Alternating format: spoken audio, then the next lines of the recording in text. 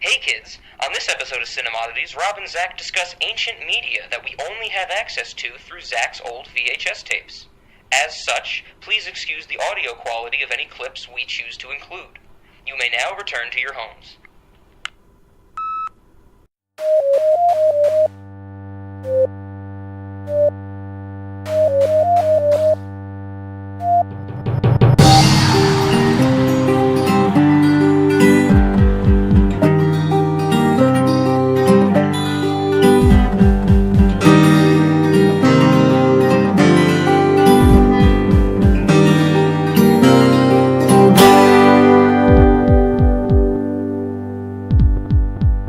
Cinemodities, late night movies with Rob and Zack. This is a podcast about cinematic oddities where we discuss any media that is too bizarre, abnormal, or off-kilter for contemporary audiences. Occasionally these projects gel, most times they crash hard into the realm of obscurity. Join us as we delve into the cult classic swamp. I'm Zack. And I'm Rob, and this week on Cinemodities we are continuing Monstober by discussing something that is a Zack's choice. I would like you to introduce Zack's choice for Monstober. Throw us into it. It, Zack. Okay. We are talking about real scary stories. And chances are, if you're listening to this, I had to cut out the first 20 minutes because it's more or less irrelevant. So if you hear the merman clip... I had no idea he was a man. Forgive us. You're getting joy hearing that many times without any context whatsoever. Enjoy that mystery, another Cinemodities mystery. So anyway, though, real scary stories. I'm going to try to keep this as brief as humanly possible, but I don't think that's going to be much like Freak. There's going to be a lot of context to this and a lot of existential questions on what happens to media. But Real Scary Stories was a TV show that aired on Fox Family initially, and then later ABC Family. Is about a bunch of teenagers who share various real scary stories that have happened to them. It's basically, let's see, how do I describe this in the most effective way possible? Okay, for everybody listening, I wrote a fantastic article about this. I think Rob read it. I hope Rob read it. Oh, yeah. Basically, what the show is, the show's format follows a rather simple pattern. Our ghoulish narrators would introduce the story or the ghost tale at hand. We would then be acquainted to a group of teens interested in the supernatural tale and who are going to investigate it. The group of teens in said haunted locale proceed to go haunting for the, quote, ghoul of the hour. The segments usually include the teens seeing something that spooks them, then ghoul of the hour usually makes an appearance or is at least hinted to be present, thanks to some clever editing. Said fiend immediately retreats into the netherworld it appeared from, and the teens recap the events that occurred, or at least recap what the audience wants, or recap what the producers want us to think happened. Oh, yeah. And I think Rob can agree with that. That's pretty much the entire show in a nutshell. Absolutely. That is a great synopsis of it. Like I said before, I read Zack's whole essay on this. I think we'll get into that a little bit more. Zack has a lot of history with this. I actually think Zack's history with this show is more interesting than the show itself. My history with the show is much shorter. Zack said, hey, we're going to talk about this on the podcast. Here's 4 hours of it with commercials. Here's the story behind it. Keep in mind, 2 hours of content and plus 2 hours of commercials to go along with it. Yes, and so he's just like, just go for it, and we're going to do it. So that was my history, and then when I sat down to watch it, there was the episode, which I'm sure Zack will explain more on, the episode that he recorded, the episode that he got, or I should say the file, the 2 hour chunk that he recorded, one that he got from someone else. I started with the one that he recorded, because that's, I think, the one he had the most things to say about. The first segment, what is it, Garden Lights or something like that, I was like, okay, I get what the show's going for, like 4 more hours of it. Let's go, I'm going to do it, because that's me. I'm going to suffer through it no matter what. Second segment, Condi's Ghost. I don't remember what this segment's about at all, but man, like the whole segment, we get an incredibly close-up shot of this woman's face, and she has some beautiful eyes. So this is this woman's eyes, and I was like, this is awesome. I was like, they got someone who got great eyes, and they're talking about a ghost story. I think like this is there's a ghost in a door, or the door is a ghost in that segment, or something like that. Something like that. I'm just like, this is great. I'm like, man, I think her name's Sarah. Like, my notes for this segment, I was like, the second segment is about Sarah's beautiful eyes. And then the third segment, the fourth segment, the next episodes, the remaining time I had to watch this, I realized the pattern of the show, which is exactly what Zack previously described and did perfectly. But the only other thing I would add is that they need to move the camera away from people's faces. This bothered me so much, Zack. You know why they did that, right? There's a very specific reason why they did that. I want to say emulating the Blair Witch Project. Bingo. Okay, that's exactly the first time I picked up on it. I was like, man, this looks like the Blair Witch Project. And then when I started to, like, every single time, literally, I think the last like 6 segments, well, with the exception of the vortex, that segment is great. Like, all the other segments, my notes are simply move the camera away from your face. Like, literally, even an inch. This bothered me so much after a while. It was, like, grating. I don't want to see people's faces that close up. It was good with Sarah. Sarah had beautiful eyes. Everybody else was ugly compared to Sarah. We don't need to see their face that fucking close up. And from a low angle. So many fucking nose hairs in this show. Move the camera away from your face. Like it. Oh, God. Okay. That's my main comment for Real Scary Stories. I'm kind of neutral towards the show. I get what they're going for. I'm not really interested in, like, specific encounters of, like, kids going out into the woods and getting scared by noises, but whatever, it's not terrible, but move the camera away from your face, please. All right, Zack. now you can get onto your stuff. I didn't know he was a merman. Oh boy. Okay, that's one. That's one ding. I had no idea he was a man. No, okay, my history with the show. I am the one with the history of this show. I'm a little disappointed Rob didn't bring this up. I'm going to upload this on my YouTube channel to anybody out there who, okay, how do I do this in the most abridged way possible? I only have an hour and a half, and I feel like I have too short a time. So, Real Scary Stories it only aired for one season, about a dozen or so episodes, and it clearly was not renewed. And when it wasn't renewed, it would re-air on the network for a couple of years. The last definitive time it re-aired anybody's aware of was October of 2002, which is when my block of episodes were recorded, and Daniel W. I have to give a shout out to Daniel W. For everybody who knows, who is listening to this, if you go looking for this show, there are 8 episodes on YouTube. Those 8 episodes are on YouTube only because of me. If it wasn't because of me, you would not have those 8 episodes, and this show would basically not exist. It would not exist online. Nope, even prior to me, nobody even had a screen grab of the show's official image card. That did not exist. If you go to IMDb, it is a screen cap from the episodes I put on YouTube. I uploaded the first 4 episodes, the first block that Rob mentioned. That's the first 4 episodes that I put on, which is Gurdon's Light, Danny's Bed, the lady the lady in gray. And I forgot the last one. The last one's Agnes in the Wall. Yeah, Sarah's beautiful eyes, right? Well, that's Agnes in the Wall is a different one. That's different from Condi's Ghost. Come on, Rob. You got them differentiate all these girls being killed in in schools. Oh yeah. There's Agnes in the Wall, and then there's Condi in the door. I'm sorry. Yes, you got to get these women separated. Come on. And then there's Josie in the Knob from Twin Peaks. Look at that. See, it all connects. That was my first block. I recorded those episodes in October of 2002 because I don't know why. It's okay. My history with the show terrified me as a kid. Absolutely terrified me. Maybe not until just recently that now I've kind of looked at it more with an academic lens, much like how I stated in our Total Recall review. Things I have nostalgia for, I don't like to tear them apart because I feel that kind of pulls the nostalgic veneer off them. I just don't like doing that. I don't see any fun in that. It's like, you know what? There's only a few things in life that truly make me happy. I'm going to leave that alone.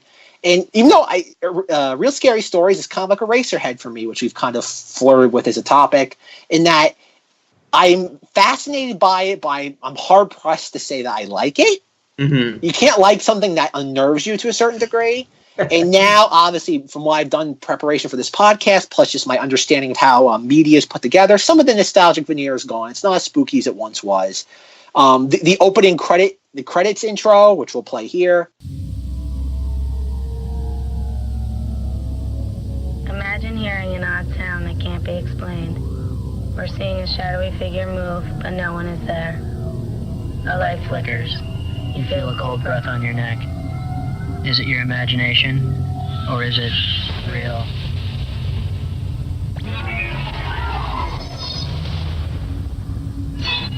December 1931, Gurdon, Arkansas. A railroad foreman is attacked and killed on an isolated train track. Soon after, a phantom light appears in the vicinity. Many believe it is the dead man in his lantern. Tonight, a group of teens follow the tracks of the murdered man To see who or what is the source of Gurdon's light.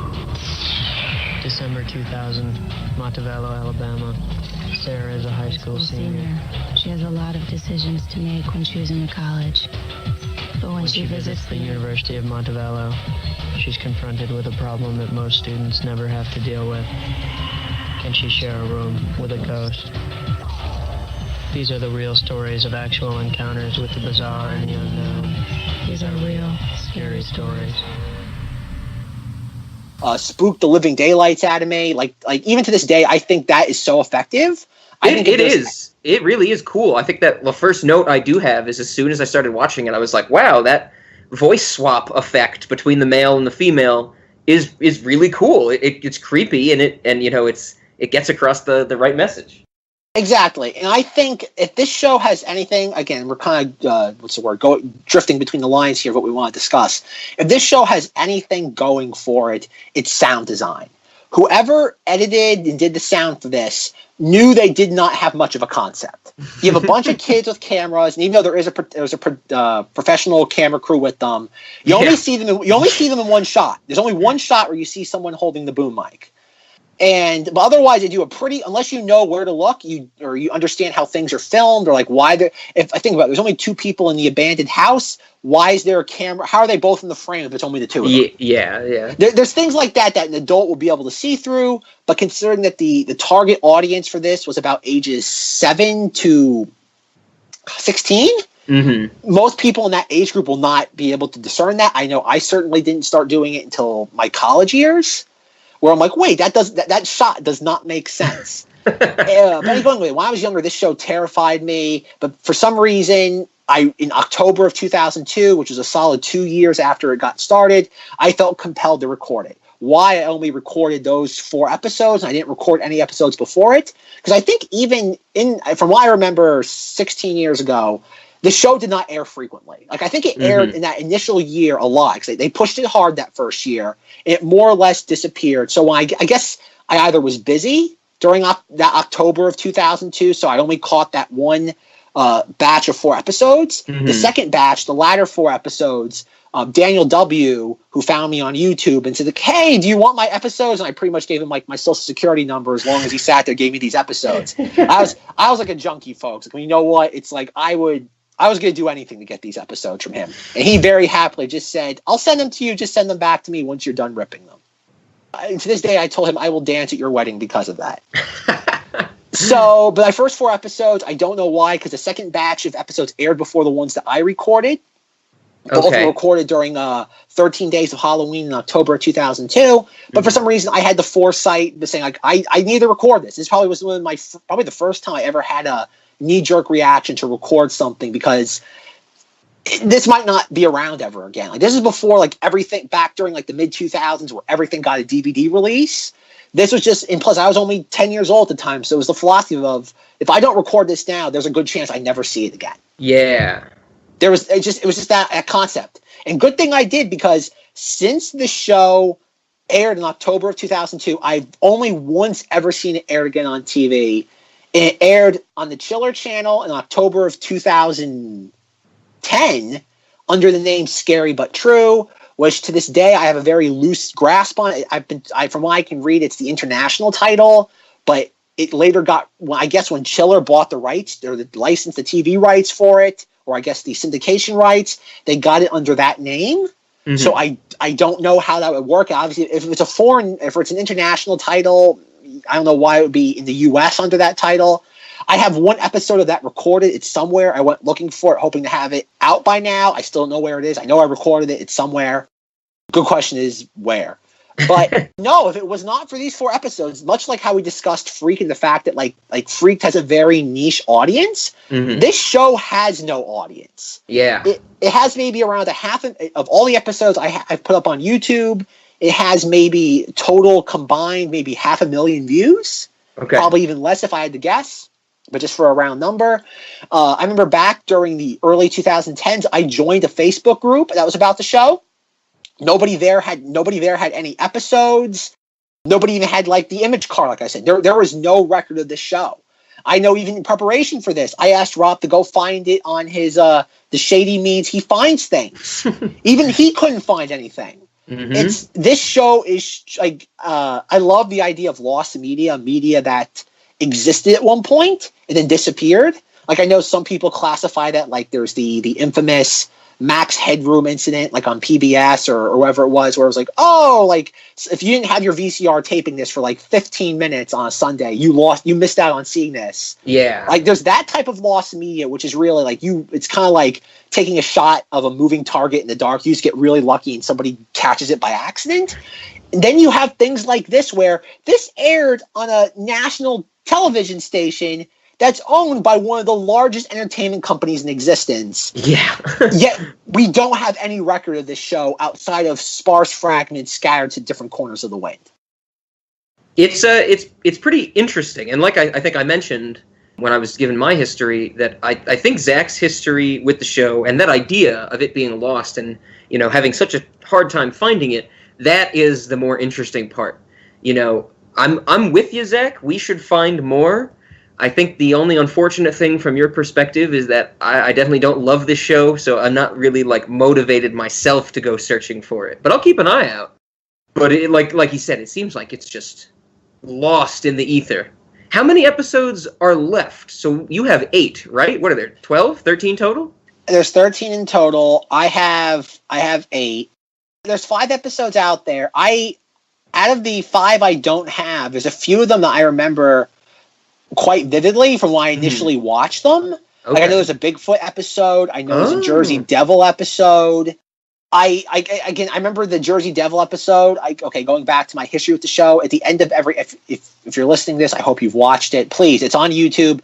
If you're gonna watch any, we'll delve into the specifics of the show, why the show does and doesn't work in a moment. But if you watch one episode, watch the Danny's Bed Haunted Home Video in Green Tunnel episode. I think if you watch that one episode, it's the best episode in my opinion, and that it's everything about the show wrapped into one. It's the show at its most effective and at its worst. Mm-hmm. It's a little bit of everything. But at the end of every episode, they have an address you can mail things to. These are the stories of real people from across the country who have had experiences with the unknown. If you have a story to tell, visit our website at realscarystories.com.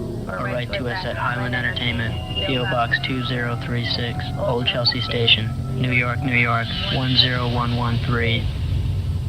Tell us your real scary story. And back during, it had to be the summer of 2001, I actually wrote a letter to that address being like, oh, my nephew and I love your show. My nephew obviously being my closest friend during that summer. We're like, oh, we love your show. I wrote, like, I love the Deacon episode. He really liked the Jersey Devil episode. We really like your show. Really, definition of like a patronizing letter that was written by like 8-year-olds. Yeah. Or I guess 9. Yeah, I was 8 at the time. And like a month later, it got sent back to me. It's like, this address, it cannot be delivered. Ooh. And it was just it was the spook to like a 9-year-old. It was the spookiest thing in the world. Like, you write this letter to this creepy show. Again, keep in mind, this is before the internet, before you could research things. All I knew is this show scared me. It just really captured my imagination. And a month after you send your letter, because I think when I was younger, like every once in a while, with the help of my parents, I sent a letter to like Disney Adventures magazine or something. Okay. And like you get a little postcard back being like, oh, thank you for like writing to us. We'll keep in mind your suggestions. Like something to, like, it was reciprocal patronization where it was like, an acknowledgement. Yeah. Exactly. And so I expected something like that. Nothing. Return, like it literally just had the giant like stamp on it that said cannot be delivered, return to sender. Oh man. And I guess the letter's gone. I've never seen it since. And because I don't know what I wrote. And so it just that was the foundation of the fact this show does not exist. Mm-hmm. And so it was a mystery, and I didn't really pay much thought to it. And I kind of forgot where I was going with this. But no, that out of all those episodes, getting back to Rob's point about what episodes still exist out there, there's Cell Block 4 in Seacoast Theater, Jersey Devil, The Grey Ghost, and Ray the Banisher. I remember, I know there's a Jersey Devil segment. I don't remember anything specific about it. For some reason, it has a 9.6 rating on IMDb with 5 ratings. So I'm guessing somebody has that episode somewhere, maybe. If you're listening to this, please share it. I will dance at your wedding. Zack and I will dance at your wedding together. Maybe Rob might not dance at your wedding, but I certainly will. Haunted Lighthouse, the Altamaha Sea Monster in Martha. Maybe this is the first interaction of Batman v Superman. We might never know. That's what I have no I have no idea what that episode's about. I had no idea he was a man. What does that mean? Why did you say that name? McPike Mansion, The Search for Bigfoot, and The Haunting of Diane. I remember there was a Bigfoot segment. Once again, do not remember anything specific about it. Lemp Mansion, The Haunted Firehouse, and The Winchester Mansion. The Lemp Mansion segment is out there because I guess whoever curated the Lemp Mansion Museum in the mid-2000s had the episode and uploaded it to YouTube. It was the only, for the longest time, it was the only, until I came along, it was the only piece of real scary stories media video that was online. Mm-hmm. I know the Haunted Firehouse episode because there's one actual moment that I can still remember to this day. I can pinpoint. There's a point where the kid's like, he's in the firehouse by himself and he sees like a piece of fabric. He's like, it looks like the drama mask, like the happy mask and the frowning mask. Okay. And he's like, that mask is making a face. And they actually like highlight it. I can still remember that moment as if it were yesterday. I've not seen that episode in like 17 years. Yeah, I can remember it like it were yesterday. I don't know why. In the Winchester Mansion, that was my first introduction to that. Is like the story of the Winchesters. Okay, and that's pretty much it. Everything, all the other ones we have to some capacity. We'll get into specific episodes. Like I remember the Myrtle's Plantation episode very vividly. That was my first introduction to that, which was part of the Unsolved Mysteries clips that Rob got sent a few months ago. Yep. This show. One of the weird things about this show is that this show did highlight some pretty big ghost story, macabre tales. Like obviously you have Winchester Mansion, which I think is everybody knows what that is. Mm-hmm. Myrtle's Plantation is definitely in the macabre ghosty world. That's definitely a Hallmark story. Jersey Devil, even though it's not much of a big thing anymore, that's mostly if you know the Pine Barrens and the whole Jersey thing, you know who the Jersey Devil is. Yeah, I had actually heard of the Deacon, or that story, before seeing this, because the museum that the Deacon supposedly haunts is just a little bit north of Pittsburgh, and you hear about that because I lived in Pittsburgh for a few years. Oh, how about that? Because that's one that a lot of these stories, you hear about these ghost stories and you never heard anything about them since or ever again. Yeah, this one was kind of like when I first moved out there. It was just looking up what's the stuff to do around town, and kind of being in Pittsburgh. I think just at a bar, that type of scene at a concert venue, this came up talking with people, and they're like, yeah, there's this haunted museum just north of Pittsburgh. I've never been there. I think we might have talked about going, but yeah, that was the one that I actually knew about. Other than the Myrtle's Plantation and the one Zack mentioned, of course. Rob did not know what Bigfoot was until we just discussed it on this podcast. Bigfoot. I still don't think I know fully what Bigfoot is. He knew what the monster truck. He was very aware of the monster truck Bigfoot, but this cryptozoological creature he was clueless about until like maybe 5 minutes ago. Yep. Okay, let's get into the show a little bit. As I'm watching it, the show is weird. The production and the post-production of it, I'd say for a kid's show, is got to be like, if it's not a 10 out of 10, it's pretty close to it. Oh yeah. Because this, they like I think you mentioned before, they knew that they did not have much of a concept. They knew that they didn't have much of anything that was interesting to show people, just close-up shots of kids' faces in the dark for half an hour. That's not interesting. So yeah, they definitely did put the right spin on it. But the thing about those, like, as I was watching this, and this is one of those shows that led to me to like watching Unsolved Mysteries. Like, it was a stepping stone, because like this was my introduction into that like ghosty, macabre world, which I like. Even though this isn't exactly, we'll get into this later on with things like Creep Show and Tales from the Dark Side and Jason Goes to Hell, because these are all like, that's one thing about Monstober. It's also me being selfish and kind of tracing the stepping stones of my particular taste in macabre stories. Mm-hmm. This was kind of my first entrance into this world, because I'd never seen. I might not have seen Beetlejuice at this time. If I did, I wasn't glommed onto it that much. Sure. But this was one of those things like you'd be flipping through TV, or I'd be watching something like, because I watched all the Disney, or not Disney. I watched all the kid shows. I watched Nickelodeon, Cartoon Network, Disney, Fox Family. I got around. I think probably the reason why I ended up watching this was probably for a show called Mega Babies, which is definitely a Cinemoddity in of itself. We might get to that one day.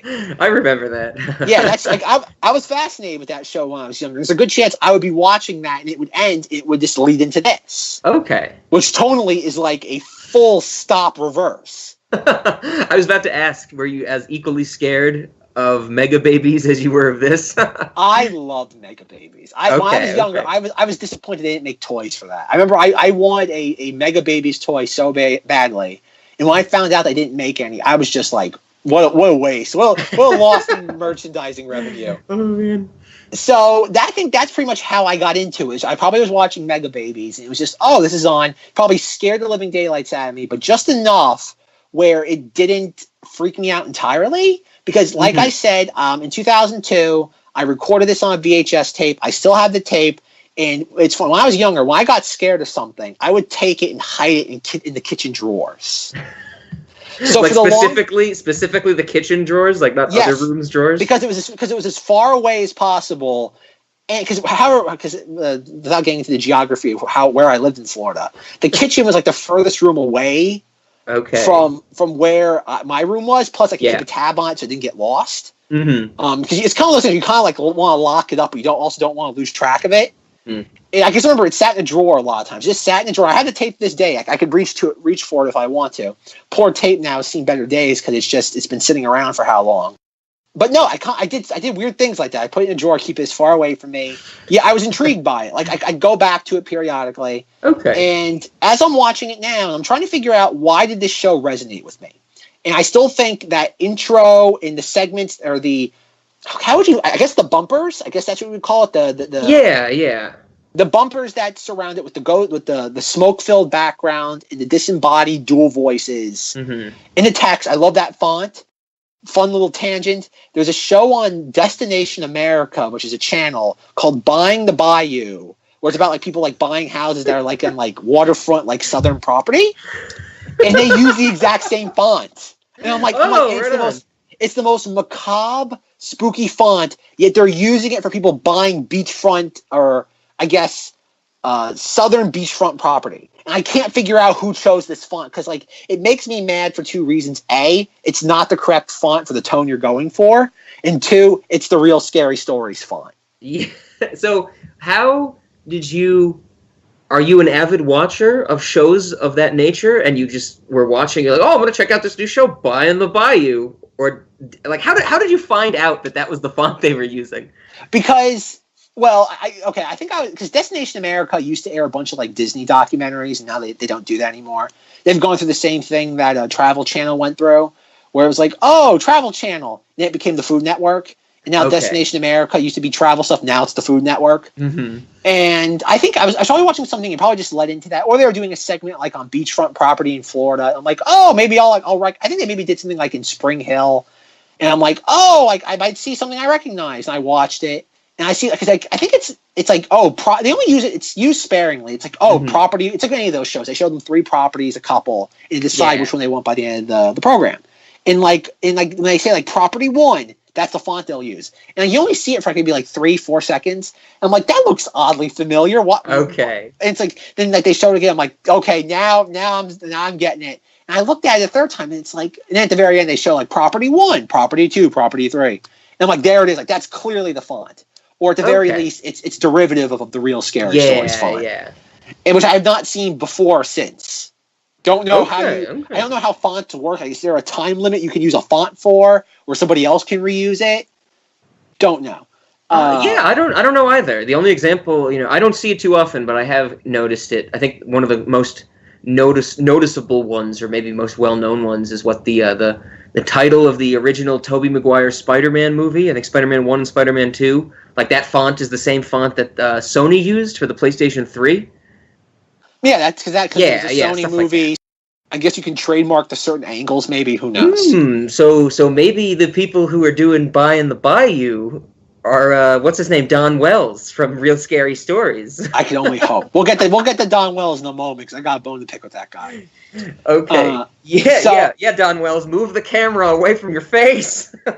Well, okay, but he wasn't even. He was just the producer. Okay, we're getting back to the show. We'll get to Don Wells in a moment. So the show, the bumpers with the smoky background are what makes this show effective. The kids doing their shtick.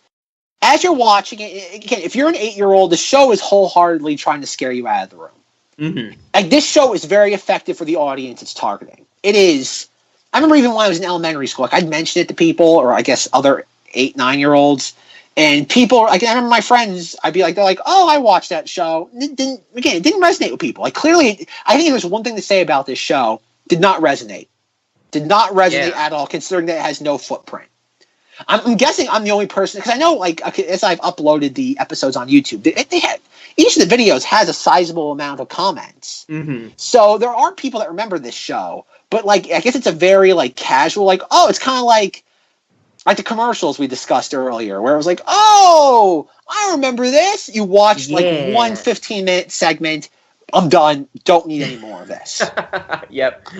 And I think going back to the segments, they're not endearing. Like I know, like to now, these stupid ghost shows that go into a place like Ghost Hunters or any of those, like that's a profitable thing, right? Or maybe not now, but it was in the last 10 years. That was It was cheap to produce, and that's the reason why this show probably was greenlit. Was that it was just insanely cheap to produce. You pay a couple of kids probably $100 or maybe $200 for the day. You send out a camera crew to watch them. Give the kids some low quality cameras, because that's one thing I find hysterical watching this, is that it's so obvious. On top of the fact that the camera angles that give away where the camera crew is doing this. Mm-hmm. Plus, when the kids record, the quality of film is just, it takes a nosedive. Oh yeah. and it's just, I don't know, because like even like when before they get to the ghosty, spooky, macabre stuff, like in the environment, they're interviewing people, and the interviews are all filmed the exact same way: low Dutch angle. So we're shooting people from the ground up with the camera at like a 30% list to like the left or the right. Mm-hmm. And only 2 centimeters away from their face. Well, yeah, they're not as bad as with the kids. When they interview the kids, the camera's right in the kids' faces. Yeah, they do for the interviews before they go on their hunting or haunting adventures, whatever you want to call it. Some of those camera angles are okay, where they don't get too close. You can see things other than this kid's face. But some of them are pretty close. But like you said, Zach, that same angle. It's every shot. Sometimes they shoot it from the left. Sometimes they shoot it from the right. It's like, I guess it's kind of like you can have it any color you want as long as it's black. Yeah. As I was rewatching it, I had a question. I framed my viewing of this under it. Mm-hmm. If I were to we'll get to Don Wells now. Don Wells was the executive producer, creator. There's another producer, but I haven't really seen his name on anything else. And my question would be to Don Wells, and I don't know if he would answer it, is that, are the producers of this show, are they aware how fake this is? Because the show is like never, and this is before things got meta, this is before like, whoa, look how crazy and zany this is, which is now what everything in today's, nothing can be goofy and taken at face value. Everything has to be meta and self-referential and mock how stupid it is. This show plays itself 100% straight. yet it's so obvious what's going on is being orchestrated. Yeah. I completely agree. And so how do you rationalize or reconcile those two? Well, I think you hit the nail on the head with something you said before, where that, they were aware to some extent that the market was younger kids. And, they could maybe not they didn't smooth a lot of those rough edges as much because they knew really who was going to be seeing this. I think that's a good possibility, especially with all the other things you said, with the quality of the cameras and things like that. And maybe they didn't have the most money, they just kind of had a formula they wanted to follow and churn out some episodes for. I admit now that I'm probably thinking more about this show than anybody has ever had before. Probably people who created it. Mm-hmm. Much kind of like what Rob said, there's a very cynical, jaded answer to this. It was like, it was a job. ABC or Fox Family could have gone to Don Wells, or somebody went to hit, or it was maybe the other way around, saying the ghost stuff with people in the woods is popular. Go make a show. I'll make it real cheap and it'll sell. And it's kind of the equivalent of a hot dog vendor on the side of New York Street. It's like, there's no thought into it. I buy the hot dogs at like $1 for like 30, dump them in the boiling water, and I sell them to you. Yeah. It makes you think of that scene in Ed Wood. I don't know if Zach's ever seen Ed Wood, where they do a shot and it's one of the stagehands is like, oh, that tombstone fell down, and Johnny Depp as Ed Wood is like, no one cares about the details. It's all about the big picture.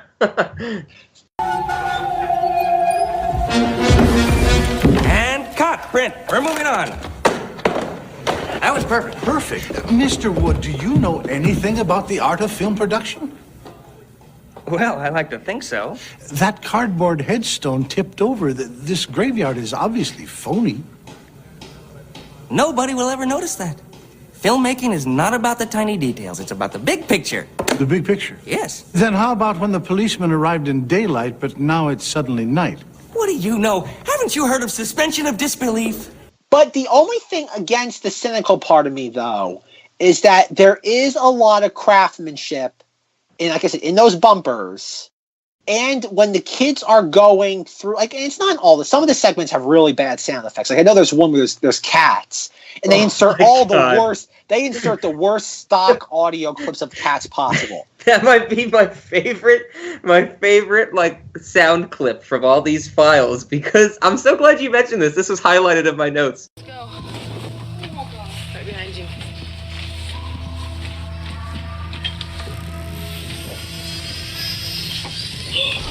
Sorry.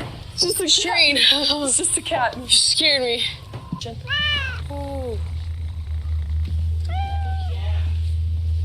I think there's some kid and they're like in the haunted house and they're like, I think I hear a cat. And the kids scream. It's, yeah, like, but the problem is that there's segments like that where like the audio design is like, or I guess the audio editing is just like, oh God, someone was just, I guess it was late one night and someone had to shove these out quick. Yeah. But yet there's other ones where, again, going back to the Danny's bed, the haunted home video, where I'll do a Rob here. I'm going to insert some clips. When Jason received the antique bed as a gift from his father, he knew it was old. He knew it had history. What he did not know was that it was already occupied. The very first night I slept in my bed, I felt like somebody or something was watching me. There was something that was going on in his room that we couldn't explain. It was amazing how many different ways he was communicating with us. They don't go to the light when they first die. They're going to kind of stay where they died. I guess it was his bed and he couldn't leave it.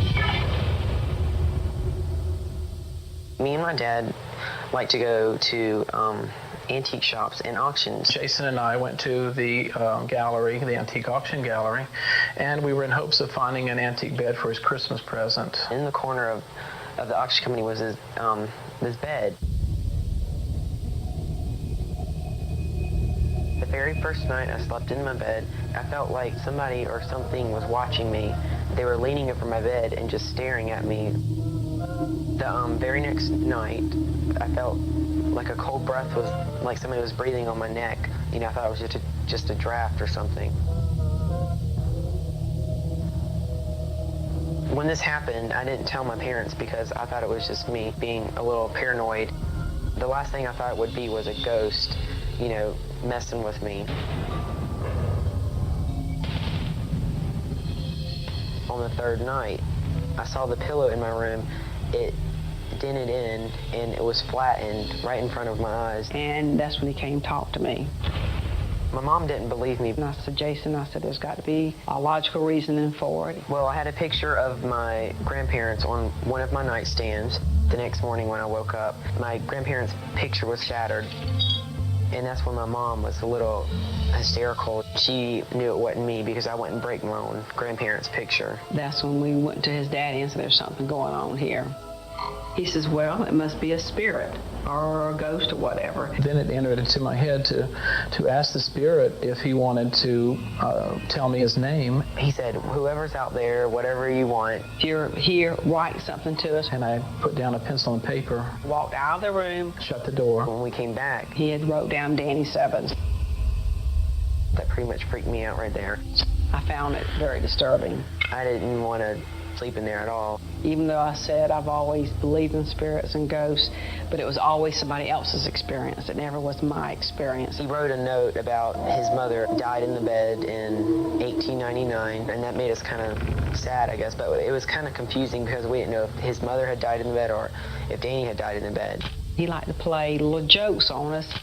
He didn't want me to sleep in the bed at all. That was his bed. I laid on the bed and said, Danny, this is my bed now. I was turned around to the closet where I couldn't see the other wall. I heard something cling off the wall. He said he heard it come off the wall. And I turned around and it looked like it was hovering right where it was hanging. And then it came flying at me. His terracotta head came across the room. I moved out of the way and it hit the closet door and shattered into 1,000 pieces. I didn't know he had the power to do something like that. 10 minutes later, he went back to his room and it was trash. The curtains were down, the lamps was put down. The boys put the bed in the car again, and it went off to auction. And that's the last time it was at the house. When Danny's bed left Jason's house, so did Danny. The Savannah newspaper had done a story on Danny's bed. My wife insisted that I purchase the bed. We had a security system and we never had any kind of difficulty with it. It was going off sometimes 2 and 3 times in the evening. A lot of our local customers that frequent the shop, they refused to come in. And so we decided to sell the bed. We had heard about Danny's bed, the haunted bed. And my daughter said, oh, I've got to have that bed. I've heard that he could get mad if you, sleep on the bed. That's why I never really messed with the bed. When I'd go in Danny's room, I'd feel a cold, damp feeling. Those who are willing to listen are sometimes also lucky enough to hear. Psychic Connie Brannon was brought in to listen to Danny. Danny is an energy form at this time versus a form like us, and he can manifest himself as a person, but he doesn't. He manifests his energy different ways. Spirits can attach themselves to anything, to a car, to a ring, anything in their prior life that was very special to them in some way. The bed was a family heirloom, so when he died, he prefers to come visit this. This is something he knows. This is something he's comfortable with. I'm hearing the bed needs to have its own special place where it's not moved anymore. I feel sadness. It's a deep, sad, lonely feeling. I don't want to sell the bed because I feel like Danny needs a permanent place, and if my home and my garage is the permanent place for him, then I'm happy with that. Who or what appears for a fraction of a second in the flash of light on Heather's family Christmas video? The sound design, it is spooky as hell. Much like Orson Welles said, when he wanted to make Citizen Kane and make movies, he sat and watched Stagecoach on repeat, just constantly kept watching it. And I think if you want to make an ambient spooky movie with today, you could go and watch the Danny's Bed and the Haunted Home video, Green Man Tunnel not so much. You could watch how the audio design of that, because I think over time I've come to learn, and plus it's kind of a rule when it comes to making movies or TV shows, it's 40% visual, 60% audio. Audio does so much of the heavy lifting, you're not even aware of it. And I think that's where, there's again, I don't know if I know it's a lot, I think Danny's Bed aired later in the season. Okay. I don't know. No, it was the first episode. That's what, okay. Oh, wow. Okay, so that might be in the pilot. So that's maybe that's the first episode they did and they sold it. Maybe that's I guess like any show. The pilot gets the most amount of money, then you gotta make do with what you have left over of the budget. Rest in Peace, which is the Danny's Bed segment, Haunted Home Video. Though I guess that was the pilot. And I know even Gotcha. I know I found marketing everyone. Okay, part of my also research. Please, I implore, if you're listening to this, read the article I wrote. I will link to it everywhere. It'll probably be the title. The URL will be the title of this episode. Read it. Oh, make the whole essay the title. Yes, and yeah, I should do that because I know in the marketing materials, Haunted Home Video was one of the major talking points, or was like one of the ones pushed. Because in my research, I found the way back machine.org. I found the original Fox Family website, and I know that was pushed heavily. There's even I know if you go on Google and type in real scary stories, you'll get like a marketing image, and it's like of Danny's bed. And it's just somebody with a bed frame in the middle of their front lawn. There's like a boy pointing to it. Never seen that image before until the Google thing. There's no source or reference point to where it came from. I don't think anybody just made it because it comes across. It looks it's not fanny enough for fanny like a fan create it. Yeah. It seems like something someone would just rush through as a marketing promotional image.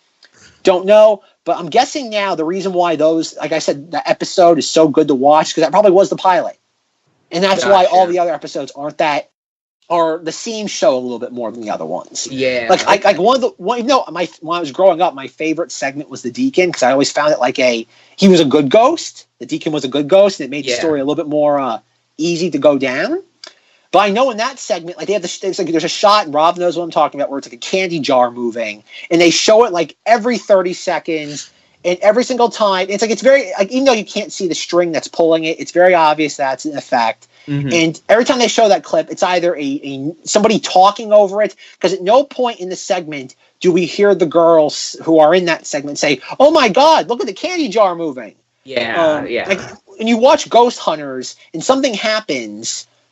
People are always saying they're always highlighting "Oh my God, did you see that door move?" Mm-hmm. There's none of that. Yeah, exactly. Yeah. So that's just you see those scenes in the production where they're. Like you said earlier, and it's in your essay, it's their producers are working to make you think what they want you to think. Yeah, this might be another chicken and the egg dilemma here, though. But think about it. How is this designed, this show? Like, clearly, they wanted to make I don't want to say rip-off, but a rip-off homage to Blair Witch, or at least ape off the success of that, considering how financially successful that movie was. Yeah. And so how do you do this? Like, let's say you have... However they got in contact with these kids. So let's say we're going to forget about the pilot for right now, but let's pick one like Bachelor's Grove. Okay. You have the two girls who are by the pond and the boy who's in the graveyard. And so, it's a haunted cemetery. Fine. Haunted cemetery. Easy premise to sell someone on. Mm-hmm. Yet the two girls claim in this segment that they hear... that they see something out in the distance. They think it's their friend who's the guy, and they don't know. How do you... Because obviously a lot of production design went into the fact after this was filmed. How do you design this? Like when Don Wells or whoever the whatchamacallit, the segment director, whose name is Marjorie Connolly. Okay. I don't think Don Wells was on set for any of this. Maybe for the pilot, that was it. Again, we're just going to reference him because his name's plastered on this more than anyone else's. So if you're Marjorie Connolly, the segment's director, and you're tasked by Don Wells to say, okay, do this, do you go in with an outline? Like, do you go in... Because some of these kids, I don't know if these kids are good actors, but some of these kids seem spooked. Yeah. And... It's tough to say overall, but after seeing as much of the show as we watched, kind of sometimes I get the sense that it's like, oh man, these kids are really scared, something like that. Sometimes I get the sense that they are actors or acting to some extent.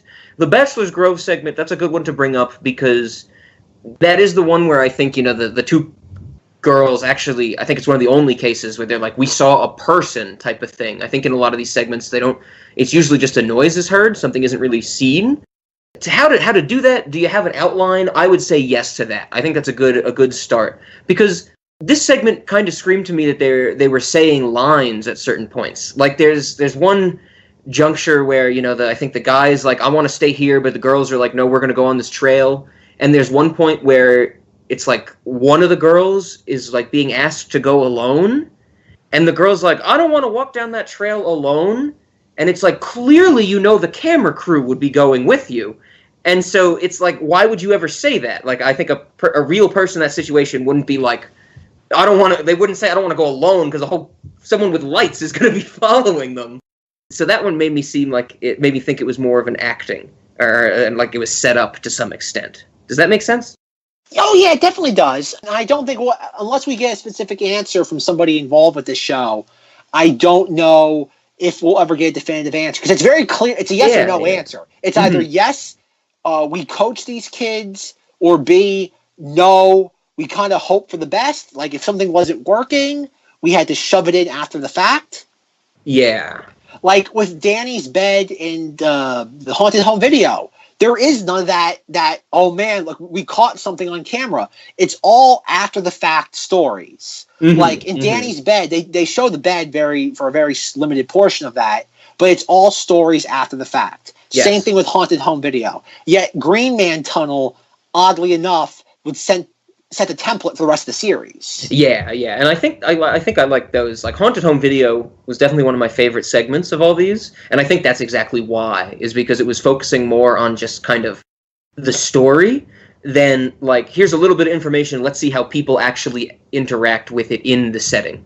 But without getting too much, because I still want to get back to the fact of trying to discern how much of this is real and how much of this is fake. Mm-hmm. Considering that it's much easier to do a Danny's bed or a haunted home video segment, why would they? I think those segments are much more effective, both for a child watching it and as an adult. Yet they chose the I don't even want to say the low-hanging fruit, because I guess you don't get that Blair Witch flavor from those two segments. Yes, definitely. But it's weird because they don't go back to... Okay, there are 5 episodes out in the ether, but from what I can remember, they don't ever go back to that style of storytelling again. They don't go back to it. Okay, maybe that was...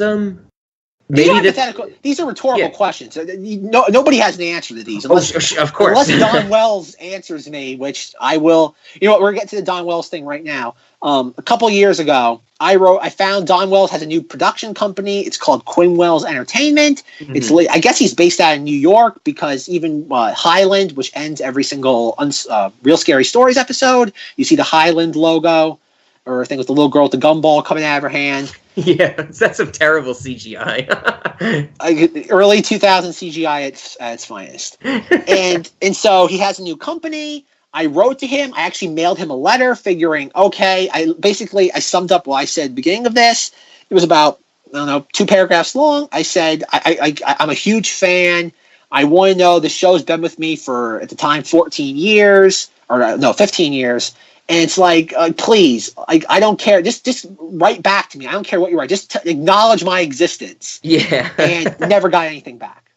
Damn. Never got anything back, which is which at least my letter didn't get returned to me. So I'm calling that a win. But so you hope that somewhere someone read it. I would hope so, considering that nobody gets mail anymore. So the fact you get like one letter, it's like, oh, this must be important. See, that's the interesting thing. I think Zack and I have talked about this before. We could probably do a whole episode of the podcast about it. But if I get like a real paper letter, I'm like, it's a scam. Like someone's trying to scam me. This is not worth my time. So who knows what he thinks? He's older than us, I would assume, much older. Maybe he has a different viewpoint on it.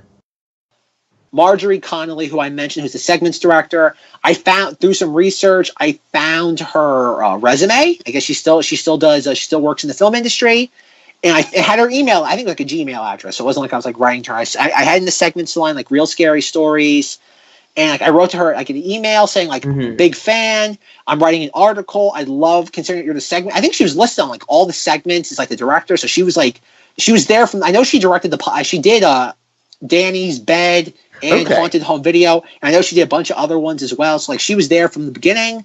And I'm like, I please, like I even told her, I just have questions about the show. I said, if you don't want me to comment or ask any questions about the authenticity of the macabre nature of the show, I will completely forego that. Or if you do want to comment on it, it'll be off the record. Sure. Never heard back from her either. Damn. And I know at the time the resume I found wasn't that old, because I think I did all this research at the beginning of 2016. And I think the last thing that was dated, I think was like maybe like November of 2015. Oh, wow. So it was rather recent. It wasn't like I found like a dead resume from like 10 years ago. Definitely. So I don't, again, it's another example of nobody about the show wants to talk about it. And then even getting into the YouTube, like in the YouTube comments, I've had people that have been on the show and worked on it comment in the comment section. Like in the very first segment for Gurdon's Light, there's a woman called Lori Russo who's listed as an eyewitness for Gurdon's Light. Mm-hmm. And she's like, oh, wow, I can't believe you found this. And I'm like, because obviously I think her username was Lori Russo, unless she was lying, and maybe someone trying to pull a fast one on me.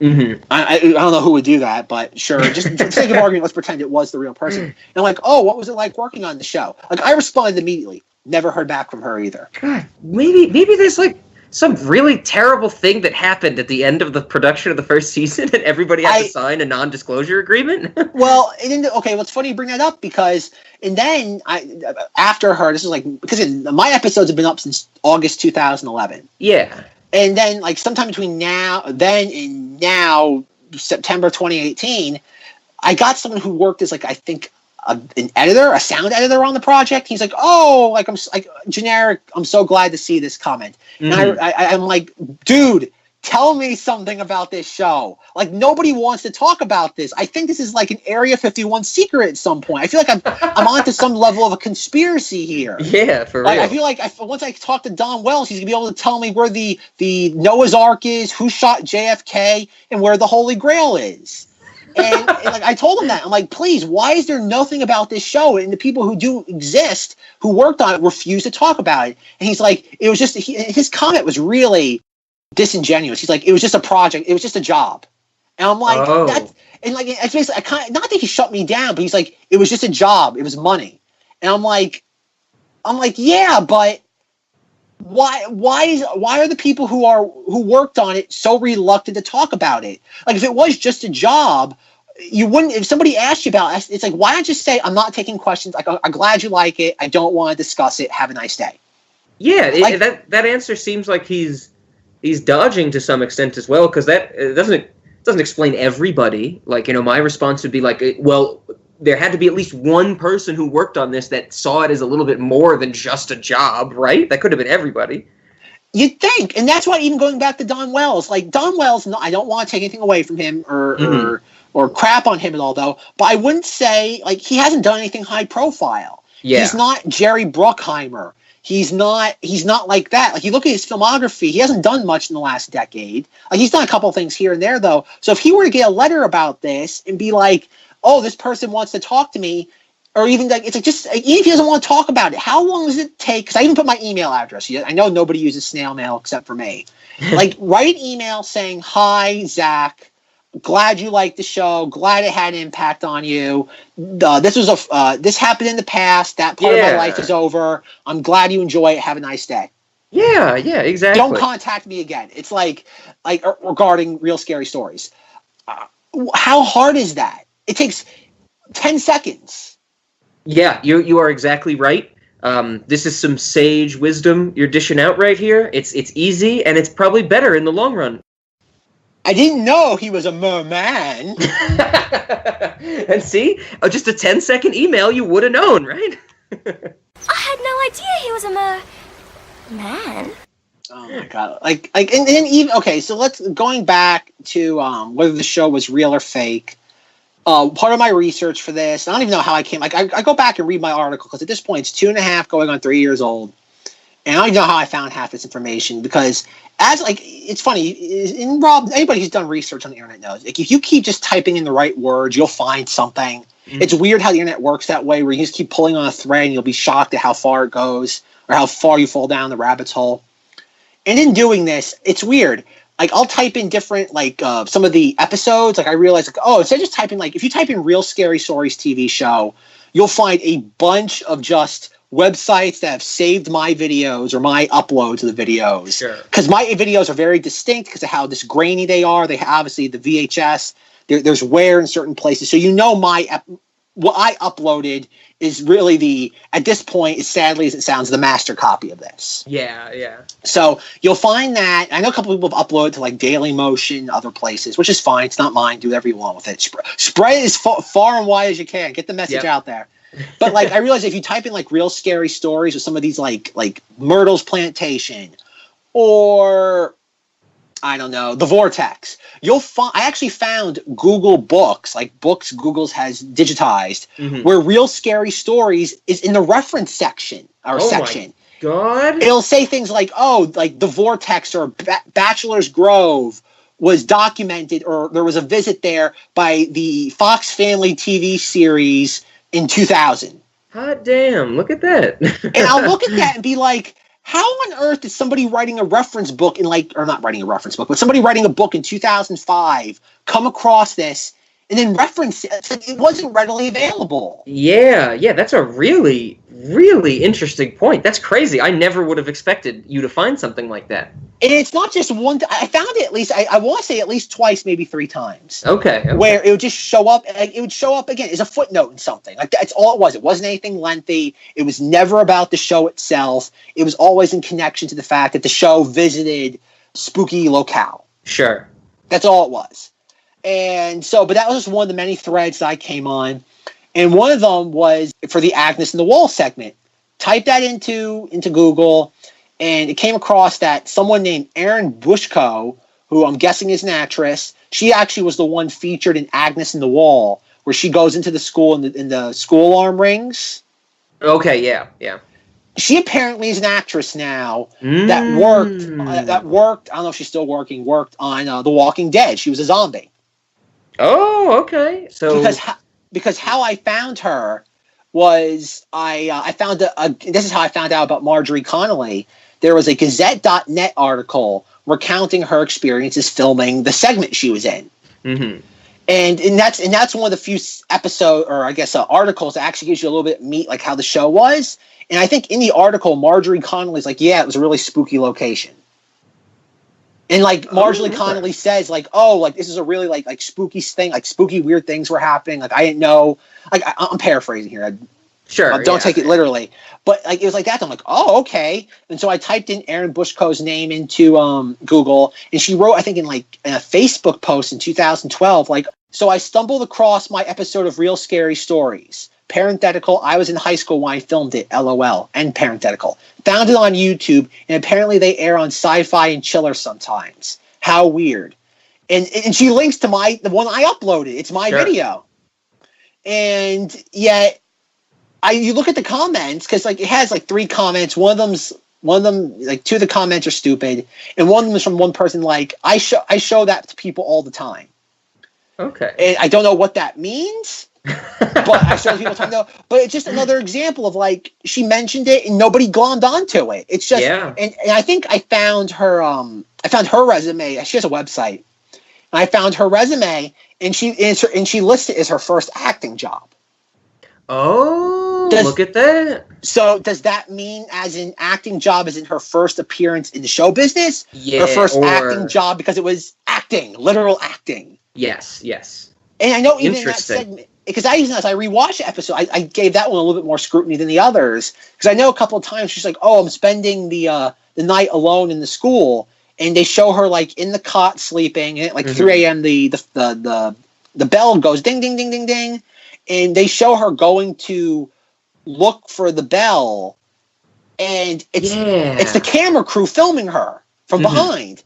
And I'm like, well, this defeats the whole point of the segment then, because clearly she's not alone in the school. Yeah. But I was looking at it too and trying to think, could they have filmed that at a different time? And just because I know the show the editing's all over the place. They throw in whatever works for dramatic effect, they throw it in, even if it doesn't make sense in a continuity sense. Yep. So did they just throw that in there for the sake of it just works? I don't know. It's part of the mystery of this show where it's just there's evidence on both sides of this is clearly staged, yet there's also evidence, like we discussed with Bachelor's Grove. It's really hard to get 14-year-old girls to convincingly pretend like they're scared if they're not. Yes. Yeah. Oh, that's okay. Interesting. So I know even like one of the segments is they're going into the prison and all the kids are afraid of like the solitary confinement or the quarters. And they all like start running out of there, and it shows them running out the door. And the next shot is an exterior shot of the building, them running out. So clearly, somebody had to tell them stop, let the cameraman go outside, pick a correct angle, a shot, lock the camera down, and then start filming. Then have them run out.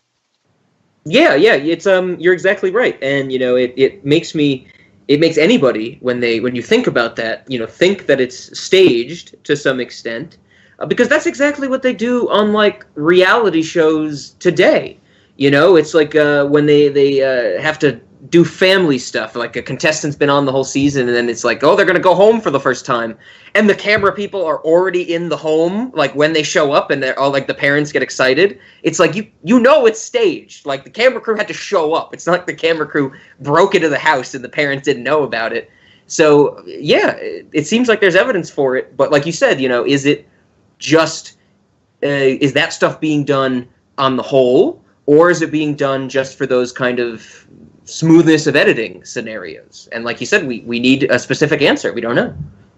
Yeah, and that's what. And the weird, again, this is the ultimate mystery, or the I don't want to say paradox, but kind of the mystery of this is that with any other show, whether it be Ghost Hunters, I know there was another show at the time on Fox Family called Scariest Places on Earth. Oh yeah, we get to see a lot of commercials for that too. There's a lot of commercials for Scariest Places on Earth, and those shows so obviously show their seams.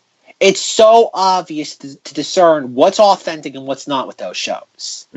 Yet with this, they do it like every once in a while. Like they're trying wholeheartedly to hide the seams. Oh yeah. And only to a keen observer. Trying is a very good way to put it. Yes. No, I wouldn't say trying, because I think only to a keen observer would you be able to see through it. Like we are scrutinizing it. If you scrutinize it, you will see through a lot of the stuff. And even as we scrutinize it, there are things that we can't explain, not in a mystical sense, but in editing. It's like, okay. I think that's the weird thing, because there was a lot of effort that went into this show. You do not get sound design like this. You do not get that sort of effort into a show nobody cared about. Oh yeah. That it was just a job for money, of course. Exactly, and that's the mystery with this. You think obviously somebody had to. There's 13 episodes. Somebody had to pour hours of their life into this. And I know, especially today, now where all these things are being found again or being unearthed, you'd think for somebody who was like a sound engineer for Don Wells in the late 90s, early 2000s, to have somebody be like, oh, I absolutely love what you did to this. I want to interview you and figure out how you were able to do this. You think most people would be tickled fancy by that. Exactly. It's going to give them publicity, and it's going to give their old project publicity. Exactly. It's kind of like what we talked with Ryan Katzenbach with Titanic Sinking the Myths. Yep. It's like Ryan didn't have to take our interview. He knows that we are a third-rate podcast. He didn't have to do that, though, but he knew that we were genuinely interested in his work, and we wanted to peek behind the curtain and see how he was able to do it, how he was able to craft it all. Yeah, that's what makes me really think there's some legally binding contract that is keeping real scary stories away from us for some reason. Well, and I think this is because we want to kind of wrap this up, but I think this goes into the legacy of this show, in that, like, anybody who knows anything about uploading, like, YouTube is a definition of a copyright hound, copyright Nazi, and if anything's even slightly put up that's anything, it gets taken down. They don't mess around. This has been up now for 7 years, and not once have I ever gotten even anything like a copyright strike, or we've taken this down, or even like they'll sometimes take it down, like, oh, you can't monetize this. I could have monetized these videos. Yeah. I would never do that because it's not mine, but I could have done that. Some of the videos have over 100,000 views. I could have bought a Big Mac at this point. Or at the very least, I could have bought a wheelbarrow filled with Big Macs. Yeah. And that's a really good point. I didn't think about that one. And I think Rob knows the answer to this, but Rob, do you know who owns Real Scary Stories? Would it be Disney now? Yeah, Disney owns this. Oh boy! So does this fall into our freak conversation where this isn't the image that they want to portray? I don't even think they're aware of this. I don't even think there's so far down at the bottom of the barrel for all the stuff they got from Fox and whatnot. That this is before Fox. Was it? Because when they bought Fox Family, that had nothing to do with News Corp. That was something else. It was just the name. Okay. When they bought Fox Family, it was because Don Wells didn't own this. Obviously, he produced it. His production company made the show. He's the creator of it, though. But it's the entity. And I even found, I have it somewhere. I found the trademarks for the name in the patents office. Okay. And it says I don't think it's been renewed. I think I think we could actually buy the name if we wanted to.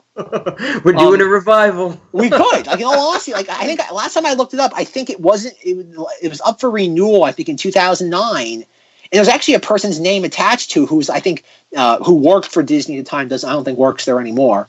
Okay. And it's up for renewal, but it says last owner was Disney. Oh wow! Okay. They might not own the name anymore. They obviously own the they own the 13 episodes, of course. Mm-hmm. And that's the weird thing, though, is that Disney owns this, and they've owned it since 2001. Wow. Okay. And yet, and that's the weirdest thing about this show. That's like the definition of obscurity. Nobody remembers it. There's Rob knows my crusade over the last few months to try to find the Spider-Man PSAs. Mm-hmm. You go on the Lost Media Wiki. There's not even entry there on that. Oh wow! It doesn't exist. You go on, you type on looking on forums of nostalgia TV shows, like 90 only 90s kids will remember this. Nobody remembers this show. And I know that this is another story Rob remembers. Even when I was in high school, college, I would show people this show and say, "Do you remember this?" Mm-hmm. Nobody remembers this show because Rob has a memory of when I showed it to him in high school. And I that's my first experience with it. I don't even remember hearing about this when I was younger. And I remember even in Josh from Uncovering Unexplained Mysteries in his Facebook group for his podcast, I posted that and they were saying "Oh, this is my stepping stone to liking things like Unsolved Mysteries." Mm-hmm. And I posted in there, and that group has thousands of members. Nobody remembered it there either. Oh damn! It's like a collective. What's the word? It's like my own personal nightmare. That's the weird thing about this show. Is nobody else somehow remembers it except for me. I think there's some term for that. I just can't remember what it is. It's like in Men in Black 3 when Will Smith is the only person that remembers that Tommy Lee Jones used to be a thing. I don't know if Zack saw Men in Black 3. That's been used in literature and media is one person notices a change that everyone else is that unaware the Mandela of. effect? Maybe. I'm not sure. I don't know. I don't think I could define the Mandela effect off the top of my head. Okay, well, Rob defines that right now for us. We talked about Freak as a piece of media that might disappear. Freaked at least has a DVD. It has a Blu-ray.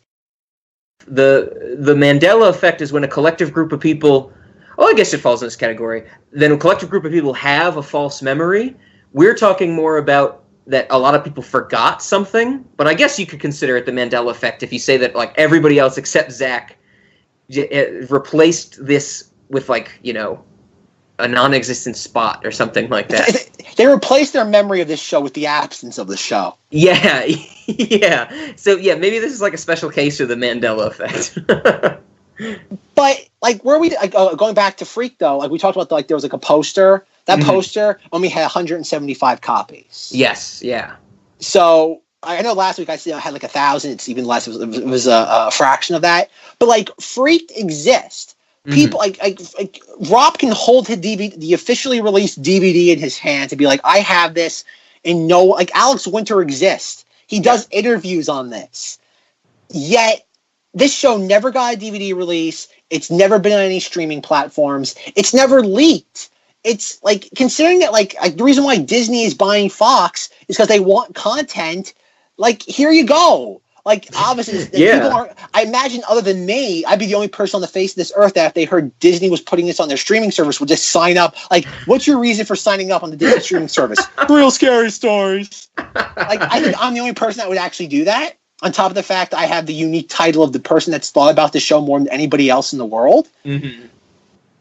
I don't know, though. Like, it's a show that's been, A, completely forgotten, and B, other than, if it weren't for me, and I don't mean to sound pompous, but if it weren't for me, this show really wouldn't have a legacy. Yeah, that's sure what it seems like. Like Zach mentioned at the start of this and probably throughout, I haven't been able to find anything about this. The closest thing I've ever found is that at some point in history, in like, I think maybe 2006, 2007 is the date on it, someone was trying to put this out there on torrent websites, but currently, you can just find the listing. No one's seeding it or anything like that. So it's basically, moot. It just shows that someone somewhere has thought about this, but we already knew that. It's one of those things where I was, well, not until February of 2017 when Daniel W. messaged me. He's like, it wasn't even on one of my videos. Like, I know somebody uploaded a video like Real Scary Stories, like promos, like one of those like commercials. Okay. And like the person who uploaded them, like I message, like every like couple of months, I'll sit there, go search for new information. Hopefully I find something. Yeah. And like I found that video, like I commented, I'm like, please tell me you have some episodes. And the guy's like, sorry. This is all I have. I just have a fucking commercial for some reason. Well, because it's kind of like anything else. Like you record something on, like I don't know, maybe you taped a movie or something. It was a commercial for the 13 Days of Halloween. It's better than nothing. How do you make the jump? You have to talk to the person, but it's just like, oh man, maybe I'll post this commercial for this thing. Like how do you have that thought? Well, think about it. Like if I came across, like let's say I found a videotape of like, I don't know, I recorded Sabrina Goes Down Under. I had no idea he was a man. Yeah. I found the tape somewhere and it had a commercial for Real Scary Stories. I would upload it. It's better than nothing. Okay, well, yeah, you would. Was this person like a diehard fan? Like, was he just as like on a crusade to find these things as you were, and that's why he was uploading the commercial? I don't know. That's okay. That is where I'm getting at in the question. Okay. Because if he's not, then that is just nonsense that he would randomly upload that video, right? Like, or unless his YouTube channel is just commercials. Well, maybe. I don't know because that's how I got in contact with Daniel W., who gave me the latter 4 episodes. Was because he saw my comment there and he replied like, hey, are you still looking for episodes? Mm-hmm. And I'm like, yes. He's like, oh, I have these episodes. And at first I figured, oh God, he's going to have the exact same ones that like, that's always my nightmare. It's like, oh, if someone will find more episodes of this show, it'll be the ones I already have. And yet, surprisingly, it was 4 I didn't have. And I'm like, oh God, and that's what, again, it was through that video. He didn't comment on my video. He did on this other guy's. Okay. And I even know that there's another video. I think I've told Rob this off mic before. There's a guy who did a recap of like one of those, like, I don't want to say stupid, but like one of those ones, it's like an 8-minute, like nostalgic, like review of the entire series. Okay. And it's entirely in Spanish. Oh, yeah, I remember you telling me about that. Okay, yeah. And you look at, and that video has, I think, like a dozen comments. And I actually went through and I translated them all through Google Translate. Mm-hmm. And all the comments are like, oh, I watched this show in like Chile, mostly South American countries. It's like, oh, I watched this in Nicaragua. It's like, you have the Spanish dub. Apparently there was a Spanish dub at some point. That would be interesting. If the other episodes do come out, I wouldn't be surprised if they're either in a non-English dub. Yeah. Or they're the scary but true versions. Yeah. I guess I should say that is what's listed on the torrent site that I've seen is the scary but true, not the Real Scary Stories. Yeah. And it's weird because like I have one of the scary but true episodes. Like I said, I don't know where it is. And I know in 2010 they aired a 2-hour block on the Chiller channel for that. And unfortunately, I caught it like at the last episode. It was running already had. And I think I've never screamed so loud in my life before when I saw that. I don't know, because like it's funny. Another part of my history was that once, and this is one of my ultimate. If I ever had a list of ultimate regrets in my life, this is one of them. I went for an internship at the Sci-Fi Channel an interview for an internship at the Sci-Fi Channel, which in the Chiller Channel was a subsidiary of Comcast of all the networks. And I met the woman who was the VP of like original content for Sci-Fi Chiller. And to this day, I regret not asking her. There was this TV show called Real Scary Stories. Could you help me in locating it? Like, to this day, it drives me nuts that I didn't bring that up as a topic. Sure. No, that's fair. Yeah, that's it's just like I'm bummed that I didn't take a picture of the Skinwalker. I decided to scream at it instead. Exactly. It's just one of those another Cinemodities mystery. Yeah. So that's a lot of interesting points you bring up. And I think this is really, like I said at the start, where the intriguing part of this show comes into play. Like Zack said, go watch this stuff, check it out. There's some creepy points to it. He really likes it. I'm kind of, neutral on it. Well, for the record, as I watched this, and I told Rob when he was getting into this, a little bit of this show goes a long way. Oh yeah. Yeah. As we're kind of winding down on this, again, you need to watch the Danny's Bed, and you need to watch that first episode. Watch that episode with Danny's Bed. And then after that, I'd say the only other one that you really have to watch, you don't need to see that one. If you want to get a flavor for what we're talking about, just watch Danny's Bed, that whole episode. And then if you really want to get into a little bit more of this, maybe the Myrtle's Plantation, just because that's most people know what that is to a certain degree, or have a casual understanding of it. Other than that, because I remember when I was younger watching the Myrtle's Plantation, that shot where they show like the woman, like it's like the silhouette of like the woman and the two kids like on the roof. Like I remember that one. That spooked the living daylights out of me. Like I remember that picture, and as I was rewatching, because that was part of Daniel's episodes, as I was rewatching that back in February 2017, I knew when that was coming. Hadn't seen it in like 15 years, but I knew exactly when it was coming because it scared the living daylights out of me. Yeah, much like how I mentioned the firehouse thing with the upside down or the drama mask. The show works in very brief moments, like in exercise. If you want, like in an academic sense, if you want to know how to do effective sound design. Okay. Yeah. Sure. But I won't even say I guess maybe this is how we'll kind of maybe we'll do our Cinemoddity late night status first, then get into snacks. Yeah, I think that makes the most sense. But as a Cinemoddity, wholeheartedly yes. I think this is it's not like it's not a Hall of Fame or a magnum opus or anything like or a masterpiece. But in the sense that like it's much like Men, Women, and Children in Book of Henry, and that it's an oddity. Okay. And I think that oddity status would disappear overnight if it just got like think about it. In all honesty, Disney could upload this to YouTube, and it wouldn't cost them a nickel. Yeah, absolutely. Well, maybe it would. Maybe it would because it's okay. Maybe one whole nickel. Well, maybe because maybe Screen Actors Guild. Maybe every time it gets, I don't know. Okay, two nickels. Well, yeah, because I know there's certain rules of the Screen Actors Guild that, like with actor, I don't know. Maybe nobody involved with this was unionized. Who knows? All these kids. Maybe Aaron Bushko. Maybe it's not worth it because maybe if you take any old property and you re-air it, it costs the money, whether it be 50 cents or maybe it costs like $5,000 because you just got to pay something. I don't know if the people involved with this were unionized. Considering that it's Hollywood show business, I would imagine it would be. Like I said, it's definitely a Cinemoddity. All it would take would be for it to get an official release in any capacity, and it would its oddity status would just dissipate in front of us.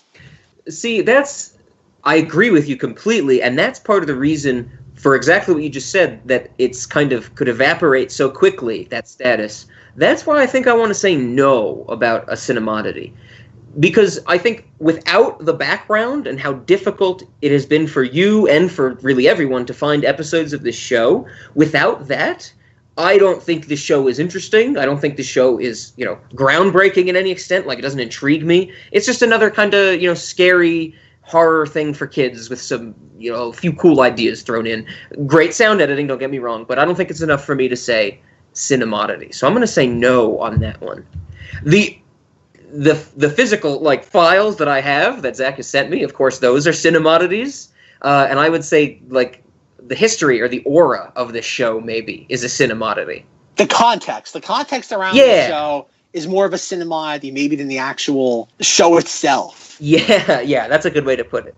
Now, for pretty much the same reason, I would say yes to late night movie. maybe not a whole, definitely not the whole 4 hours, definitely not a whole 2 hours, maybe one segment without the commercials to show to somebody, because it is, I like the idea of, kind of the haunted, spooky, scary stuff at late at night, but maybe just to get an idea if the person you're showing it to has seen it before. Maybe using a late night movie in a different way. When you have someone in your clutches, you're not trying to really get a response out of them from this film or this media. You just want to know, again, another data point, if they've heard of this show before. So I'm going to say yes to late night movie for that reason. Yeah, I'm going to say yes for almost the exact same reason. Like I've already said numerous times. Danny's Bed, haunted home video. Mm-hmm. Definitely. For the record, before we move on to Snack, the haunted home video, I've always called that, even when I was younger, I used to call it the moldy marshmallow man ghost. yeah, I remember that. that was one of my favorite terms. That's how I kind of what's the word? Desensitized myself to it, because it scared the living daylights out of me. Mm-hmm. And I just found that interesting. And just one last thing about that, I thought it was interesting, like in this segment, this is another part of the fact, whether it's real or not. It shows them in front of a TV. We never see the TV. I think we get one shot of the TV with all the kids watching. Yeah. And we see them all scream. What a lot of people are missing from their ghost stories is the actual proof to show you right here. And I have that. My family has that. We have a videotape of a ghost. We were watching a video of our Christmas when I was, I think, 3. You could see a figure between 2 frames of videotaping, and we thought, what is that? We were kind of bowled over by the whole thing. We couldn't figure out what it was. It was a new tape. It wasn't anything we had taped. We know that for a fact. We just knew it was something mysterious. For a while, we didn't let Heather watch the video because we thought it would scare her. And as a matter of fact, Drew has not seen it yet. Tonight I'm going to see the ghost for the first time. Hope I'm going to stay in the room. It's going to be very scary for me, and I don't know what I'm going to do. We have captured a ghost.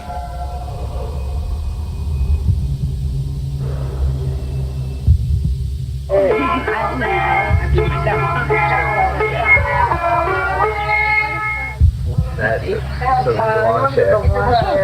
Oh, you can Flipping it. Okay, you guys really. Yeah. I always flip.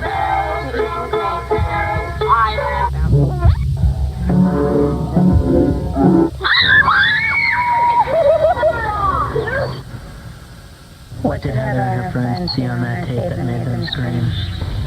The image of Heather's ghost follows. And it's like, wait, what? It's like, okay, what did they see? You go back, they have the videographer, the video editor with the FBI agent, and they're like, this is 1/32 of a second. Retired Special Agent Tom Benton has worked on thousands of cases in his 27 years with the FBI. Special Agent Benton has never seen a ghost. At least not yet. I have here the tape that is the original tape of that contains this alleged ghost. It was a new tape. It wasn't anything we had taped. We know that for a fact. I think the videotape is an excellent piece of evidence. You would want to freeze whatever frames there were that perfectly, or at best, identified the perpetrator. Why don't we go take a look at it? And this is rolling at regular speed, 30 frames a second. And you can see it's changing from one image to the other, and as it changes, you see a flash of what looks to be like a couple of flashes of red in there. So there is something there, it's just at regular speed. It's kind of hard to tell what it is, so let's go back.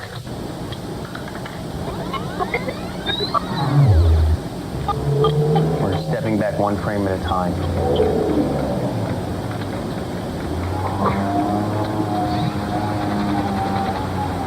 There it is. Okay, well that's not just a flash, there's something in there. Let's frame enhance it. And let's blow it up. And there it is. It appears to be a female wearing some type of Western attire that would be worn in the late 1800s or so. This appears to be a rifle, that being the butt and that being the barrel. Here you can see the rifle butt is close to the body. Here it's pulled away. The question that I have here is, if you're saying this is 1/30th of a second, basically. Is that correct? Yes, that is 1/30th of a second from the one frame to the next. In microseconds here, you have two different positions. That type of movement in, say, 1/30th of a second is inconsistent of what the human body can do. That in itself is, peculiar and questionable. After reviewing the tape, I would conclude that there is no satisfactory explanation as to how that image came up on the videotape. I'm like, how on earth could unless you know it's there and you're deliberately going through frame by frame. Yeah. You wouldn't know that was there. Yeah, because like you said, it like this guy appears for literally only 5 frames or something. So no one watching this at home would ever see that. Exactly. And it's also, I never make note of it, considering now I know how video editing works. There's 2 different shots of this entity, creature, whatever it is. Mm-hmm. And there's no mention of the fact that, there's 2 angles. And that's right. And it's a VHS tape. So as crude as it may be, you could make a VHS tape or make a film reel, take the 2 separate home movies, have them as 8mm or some sort of film print, splice in 3 or 4 frames of this entity, and then convert it to a videotape. Oh yeah. I think that's back with 90s era technology. It probably would cost money to do this. I don't know why you would fake it, other than the fact you get to say you want real scary stories. Mm-hmm. You could do that. That's not inconceivable. No, not at all. Again, not to derail us from our ending thing of all this, but no, there's every single segment you could dissect and be like, this doesn't make sense, and why isn't anybody pointing it out?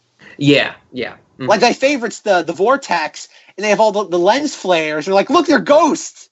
Yeah, that's the best part of this. And you know what the weird part of that is? And we'll insert the clip here with the music. There was one other thing that Mike and his friends didn't know. They were being followed. Turning back, we didn't see anything on the way back, but we were definitely still scared.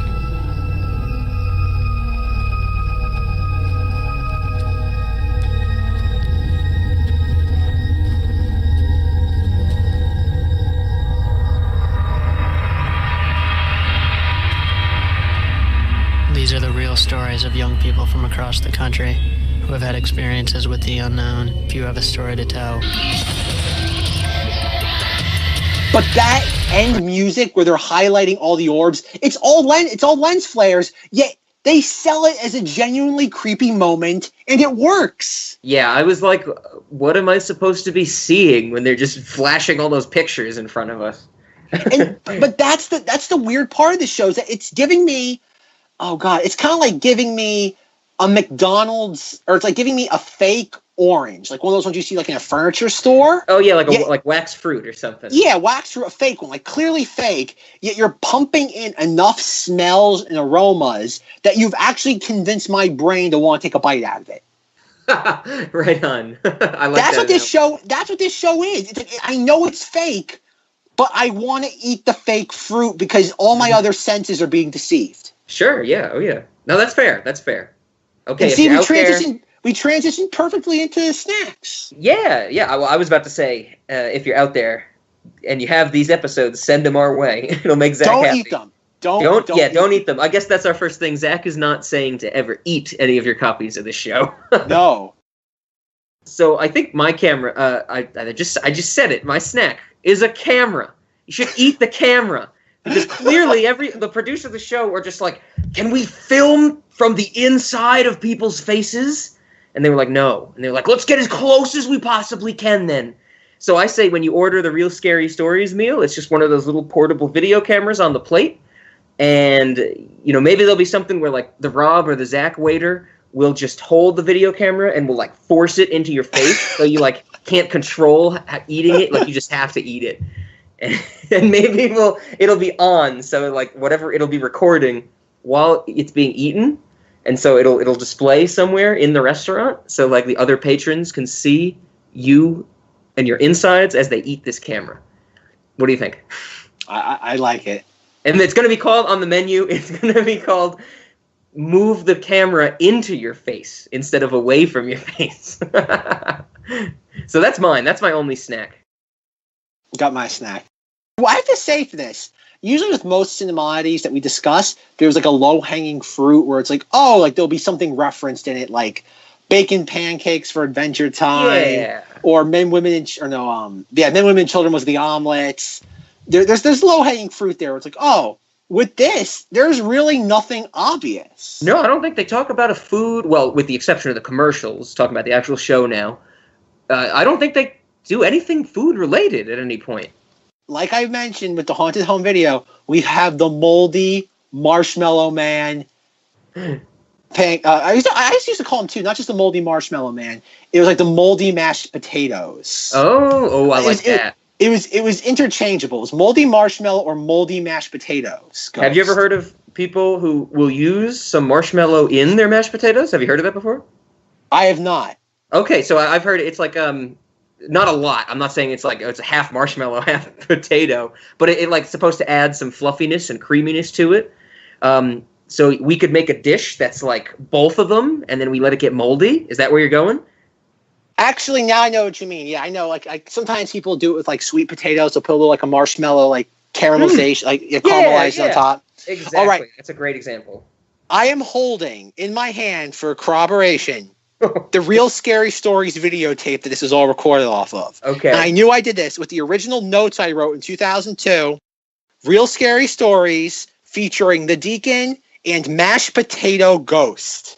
I like it. Mashed Potato Ghost. It's actually written in two different places. I'm pretty sure for our cover art for this, I am just going to take a picture of my videotape and superimpose it on the logo. Because in two different places, on the bottom of the tape where you're not supposed to put stickers, I actually have written again, Moldy Marshmallow Man Ghost. So both names were correct. Mashed Potato Ghost and Moldy Marshmallow Man Ghost. Okay, right on. We actually, much like Gremlins, we have a physical Cinemoddity on the tape. Yeah, okay. Which is not the snack. No, we do not eat the Real Scary Stories videotape. That would be sacrilege. Is that what you're saying? Some moldy man-shaped thing would be the dish? Okay. And it has to be the shape of food, like whether it be mashed potatoes or a marshmallow. It would have to be in the shape of a man holding a gun, like the character or the entity in the segment. Yeah, it would definitely be modeled after that, for sure. Okay, I like it. Anything else about it, or is will it be moldy? It's going to be moldy?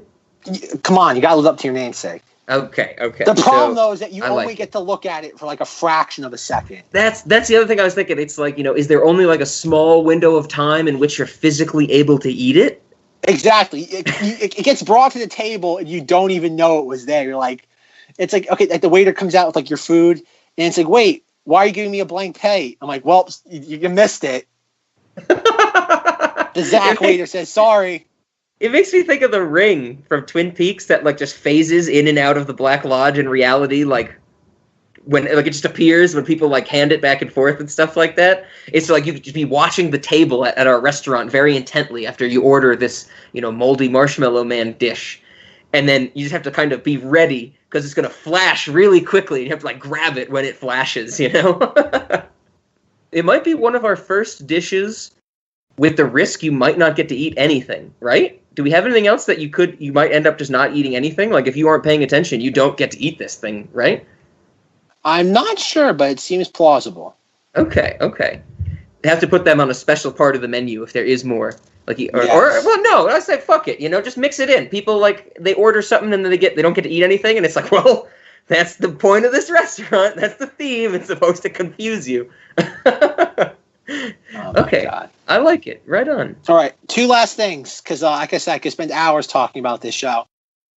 It's the end part of my 4 episodes. Room 347, which I'm pretty sure is what Stanley Kubrick based Room 237 off of in The Shining. Okay. Where the kid goes to the hotel room and literally nothing happens. Yeah. It might be the most anticlimactic thing ever. The most climactic thing that happens in the episode, some guy has like a picture of like his grandparents' like 50th wedding anniversary, and it's like it's like somebody sneezed into the lens, and he's like, "See, there's a ghost." Oh, he's got a bonnet and a doll and everything. And the best part of the episode, which I think is funny, because it still creeps me out, that image. But the best part is that clearly whoever was editing the episode realized they had nothing to work with. So the episode ends with a still shot of that image, and the camera, the colors inverse on it, and it cuts to black. And I find that hysterical. Oh yeah. Like clearly the editor did not know what to do. It's like, you gave me an episode with nothing. And then the second thing would be the Bodhi's curse, where the two girls go to like the ghost town. Where if you take anything, it curses you. Yeah, and they steal rocks. And they steal rocks. And there's two notable things about that segment. First, I never picked up on this until now. The old guy is Ed Warren, who was the now famous ghost, paranormal investigator with his wife Lorraine, and that's what all the Conjuring movies are based off of. That's Patrick Wilson's character. Hot damn! I did not know. Cool. I never knew that. I've known about this for 16 years, and yet now I just know, oh my God, that's Ed Warren. I'm like, how on earth? Not to say that Ed Warren was busy in his later years, but how'd they get Ed Warren? Solid, right on. Yeah, and then the second thing is, if you at the end of that episode, we'll play some of the petty reasons why these girls think they're being cursed. It's today. It's today I woke up and I spilled orange juice on the rug. And I failed my test I'd never studied for. It's and you'd think that was bad enough though, but my parents just cleaned the rug. Oh yes. I did. I laughed a lot when I spilled orange juice, which normally wouldn't be bad, but my parents just had the rug steam cleaned.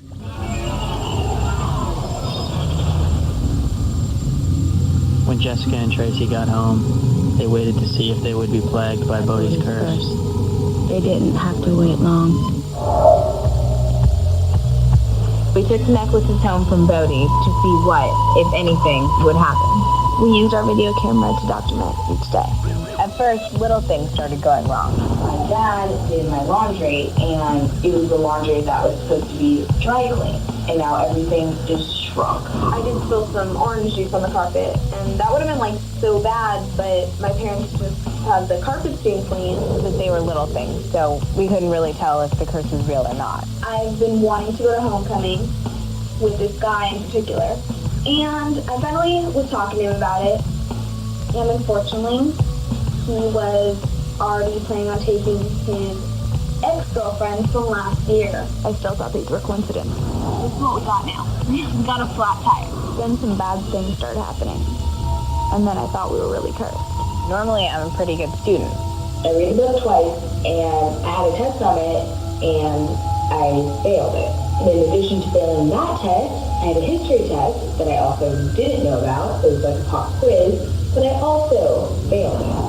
It is beginning to give me some kind of rash. It's really itchy, and I totally messed up my right ankle. It hurts so bad, you have absolutely no idea. And then the big thing happened. I was awoken by my room shaking. We had an earthquake. There hadn't been any earthquakes here since 4 or 5 years ago, and all of a sudden there's this earthquake. And it's right after I take this rock from Bodhi. And then when the earthquake hit, everybody, including my parents, said, enough is enough. Send the thing back. They send these items back, that's fine. Okay. What they're in essence saying is that they do believe in it and they're sending it back. But whether a curse can be taken off or not, I can't say for sure. They challenged evil. Once you challenge something, it's up to that something to drop the challenge. Did they get it steam cleaned because you spilled orange juice? There's more context we need to know if this is a curse or not.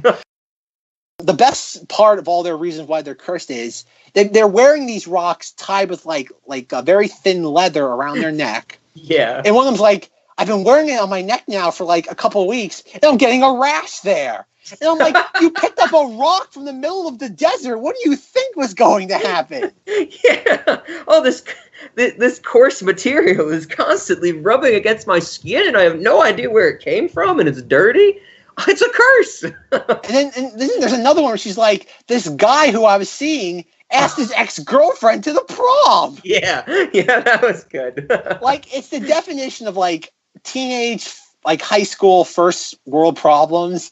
And these girls are like, clearly this is a curse. Like, have to get rid of these rocks. Oh, yeah. Like, we live in California, and we had an earthquake. Clearly, we're cursed. Oh, yeah. Yeah, that one was definitely funny. I'm glad you pointed that one out. That one gave me some laughs. The vortex gave me some laughs as well, even though it was primarily the beginning.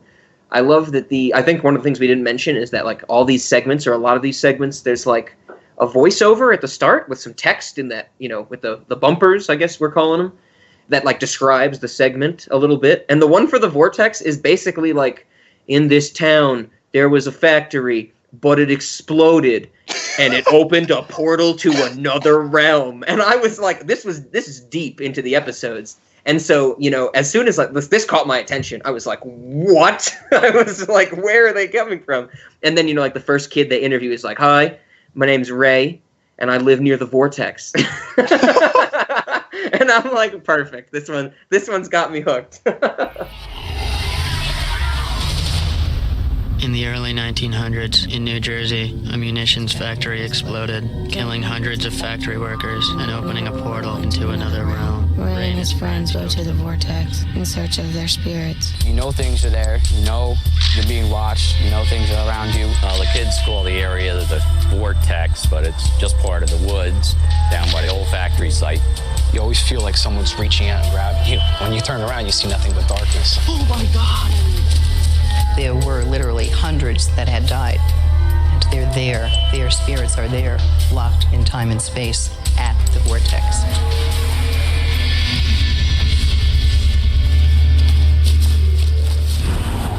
My name is Ray. I live near a vortex.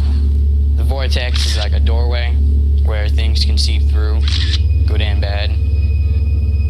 There is a level of camp here that's definitely unintentional. Oh yeah.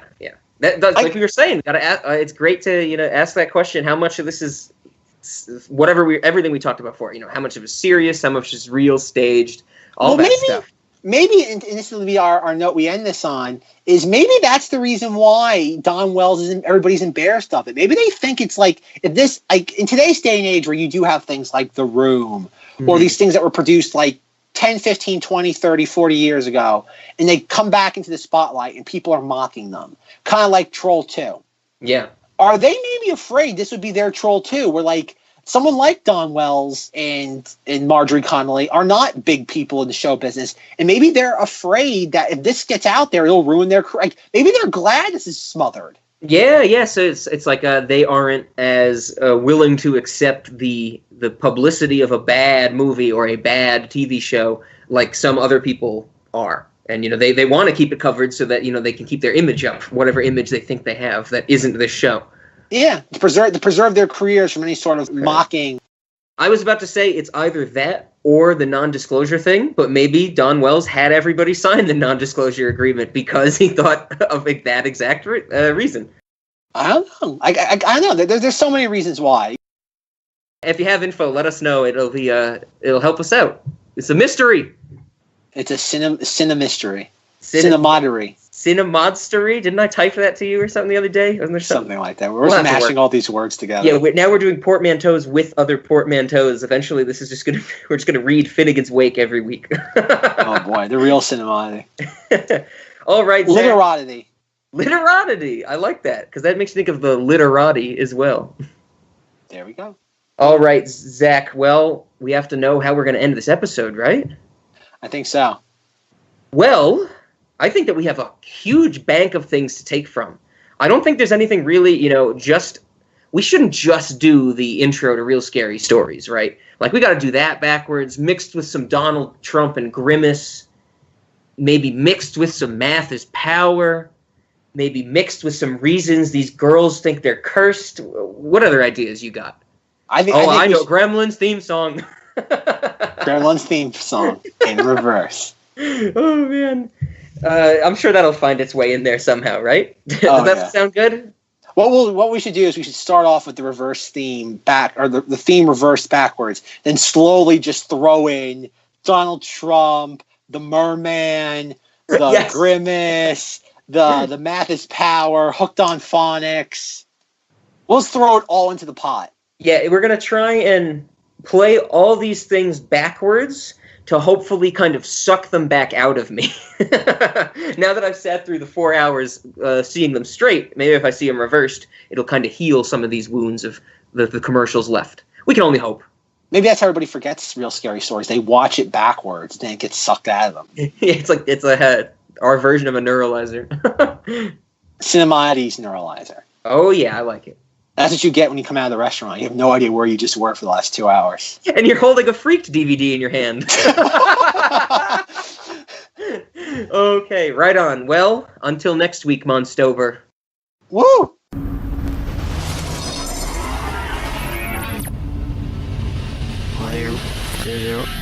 Mission memory is it?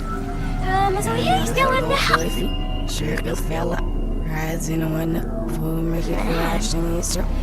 So he's still in the house. Escape back in the last dining area. Finish time. I had no idea he was a so he's still in the house.